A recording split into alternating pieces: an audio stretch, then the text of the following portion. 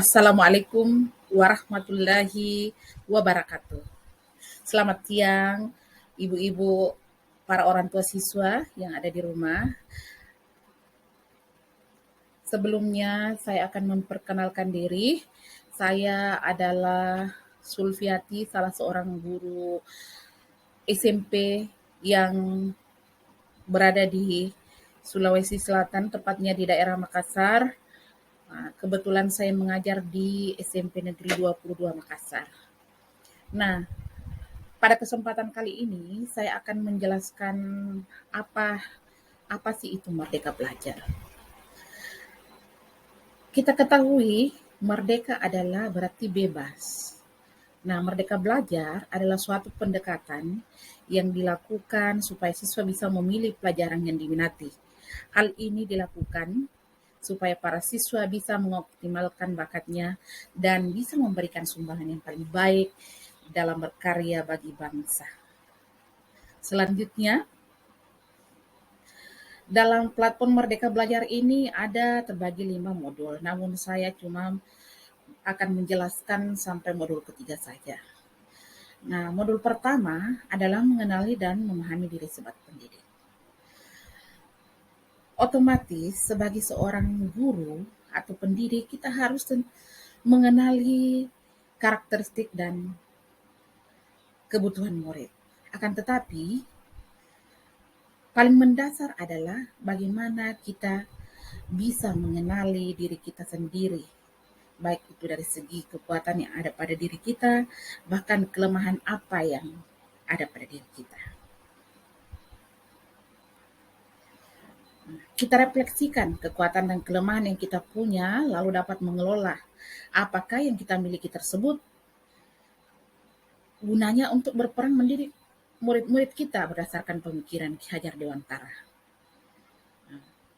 Perjalanan kita sebagai pendidik hadir untuk terus menambah kapasitas sebagai pendidik. Namun kita harus menyadari kebutuhan untuk terus belajar secara mandiri agar bisa mengantarkan murid-murid kita untuk berdaya dan menjadi manusia yang merdeka. Nah, menurut Ki Hajar Dewantara, manusia merdeka itu adalah manusia yang hidup bersandar pada kekuatan sendiri, baik lahir maupun batin. Tergantung pada orang lain, tidak tergantung pada orang lain. Nah, di sini kita akan mengharapkan murid-murid kita kelak menjadi pribadi yang mandiri dan merdeka tentunya. Namun, kita perlu untuk mengenali diri kita sendiri. Untuk memiliki tujuan itu, kebutuhan belajar yang relevan dan bermanfaat bagi diri kita dan lingkungan kita. Selanjutnya, adapun pendidikan menurut Ki Hajar Dewantara adalah menuntun segala kekuatan kodrat yang ada pada anak-anak agar mereka dapat mencapai keselamatan dan kebahagiaan yang setinggi-tingginya, baik sebagai manusia maupun sebagai anggota masyarakat. Nah, salah satu langkah awal kita sebagai pendidik adalah memaknai dan menghayati pribadi kita sebagai manusia yang merdeka untuk belajar tentunya.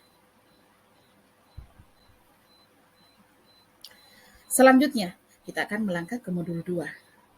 Modul 2 ini adalah apa sih itu mendidik dan mengajar?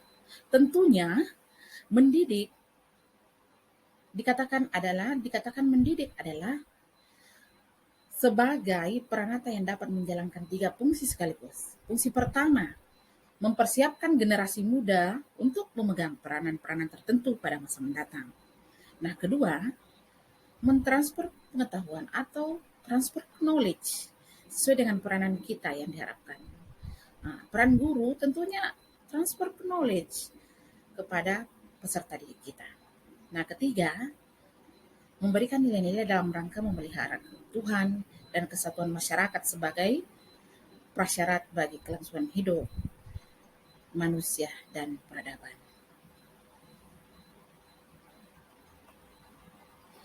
Selanjutnya, mendidik itu beda dengan mengajar. Mengajar adalah berada pada tataran transfer of knowledge.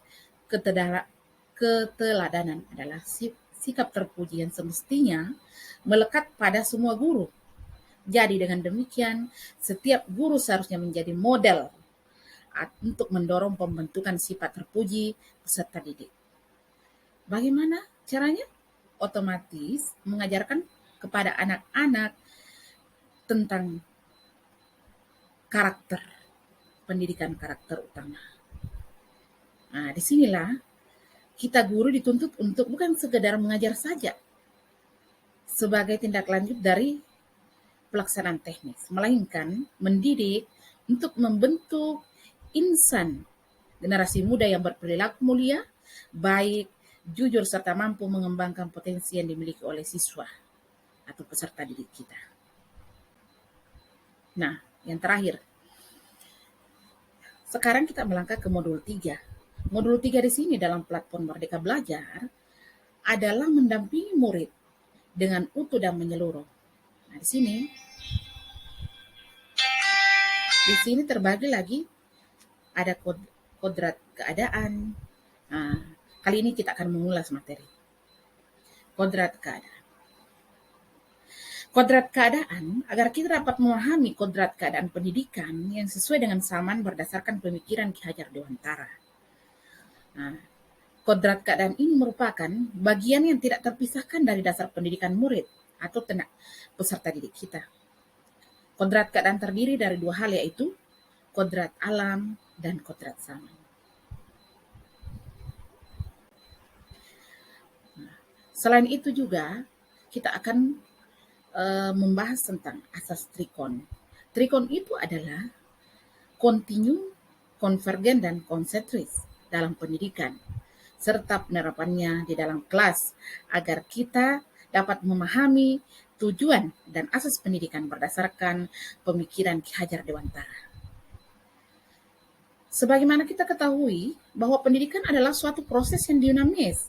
Pendidikan terus berubah dan berkembang sesuai dengan kondisi zaman dan juga kondisi murid. Jadi otomatis kita harus menyelesaikan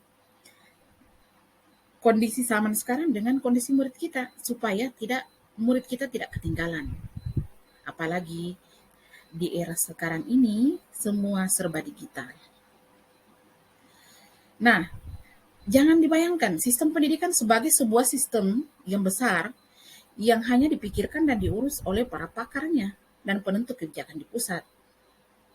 Ini tidak terlepas dari kita sebagai seorang pendidik. Selain itu, sekolah atau bahkan kelas juga merupakan suatu sistem pendidikan dengan ruang lingkup yang kecil, namun sekolah merupakan ujung tombak berjalannya sistem pendidikan. Demikianlah penjelasan saya tentang Merdeka Belajar yang saya mulai dengan modul pertama sampai modul ketiga. Mudah-mudahan bermanfaat. Saya akhiri dengan ucapan Assalamualaikum warahmatullahi wabarakatuh.